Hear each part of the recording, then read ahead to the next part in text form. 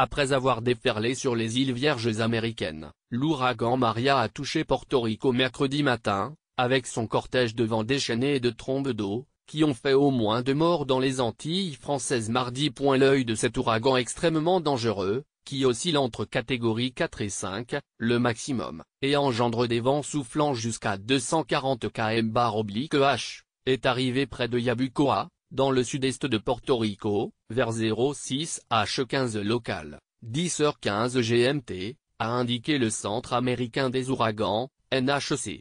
Le vent fait le bruit d'une femme criant à plein poumon, a tweeté de Fajardo, nord-est de Porto Rico, le photographe Mike Cez, qui se présente comme un chasseur de tempêtes. Nous sommes absolument pilonnés, a-t-il ajouté. Le cyclone qui se déplace actuellement vers le nord-ouest à 17 km/h, traverse ce territoire américain et devrait passer ensuite au nord de la République dominicaine. Depuis lundi, Maria traverse les Caraïbes déjà mises à mal par l'ouragan Irma il y a 15 jours, en apportant son lot d'inondations, de toits et arbres arrachés, de coupures d'électricité. Sur Sainte-Croix, une des îles Vierges américaines, des rafales ont soufflé à 220 km/h, selon le NHC. Mais dès mardi soir, le vent y était déjà très violent et intense, expliquait une habitante, Coral Megaï, 31 ans, disant entendre des débris voler.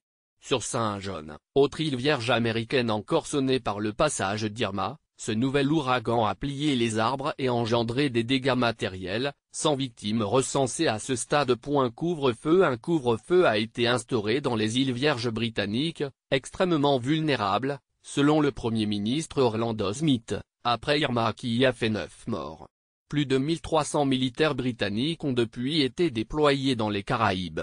Mais, malgré les craintes, il semble que les îles Vierges britanniques ne seront pas aussi durement touchées que précédemment, a estimé mercredi sur la BBC le secrétaire d'État britannique aux Affaires étrangères, Alan Duncan. L'ouragan Maria avait auparavant frappé les Antilles françaises, notamment la Guadeloupe où au moins 2 personnes sont mortes et 2 sont portées disparues, ainsi que la Dominique, qui a été ravagée. Il a ensuite longé Saint-Kitts-en-Nevis, Saint-Christophe et Niévès, île indépendante, et Montserrat, au Royaume-Uni. Dans cette dernière île, les conséquences ne devraient pas non plus être aussi terribles qu'après Irma, selon Alan Duncan. Maria semble aussi avoir épargné l'île franco-néerlandaise de Saint-Martin, où Irma a fait 15 morts. À ce stade, rien d'alarmant, indiquait mercredi matin la ministre française des Outre-mer Annick Girardin, qui se trouve en Guadeloupe. Nous avons eu du vent et des pluies mais comparé à Irma, ce fut une brise, a relativisé Gordon Senot, rédacteur en chef du The Herald de Saint-Martin, partie néerlandaise de Saint-Martin, à Paradise FM.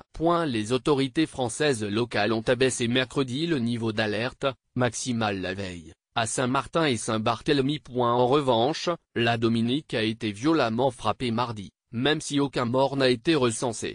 Ce territoire indépendant de quelques 73 000 habitants a perdu tout ce qui pouvait être perdu, selon son Premier ministre Roosevelt Skerry. Des images aériennes de l'AFP montrent une partie de l'île jonchée de débris, notamment de toitures arrachées. Réchauffement climatique à Porto Rico, les 3,5 millions d'habitants se sont rués dès mardi dans les magasins pour acheter des produits de première nécessité, protégeant de leur mieux leurs maisons et commerces.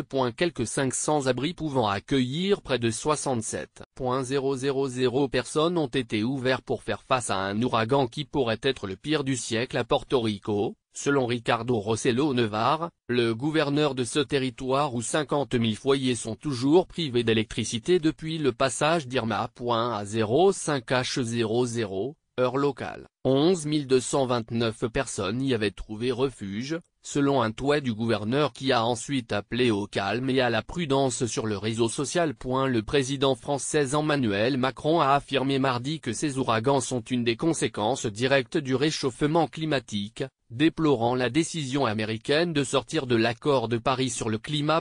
Depuis New York, Jovenel Moïse, le président d'Haïti qui se prépare aussi au passage de l'ouragan, a également incriminé le changement climatique. Nous, les pays de la Caraïbe, ne sommes pas les grands émetteurs de gaz à effet de serre mais aujourd'hui, nous payons les pots cassés.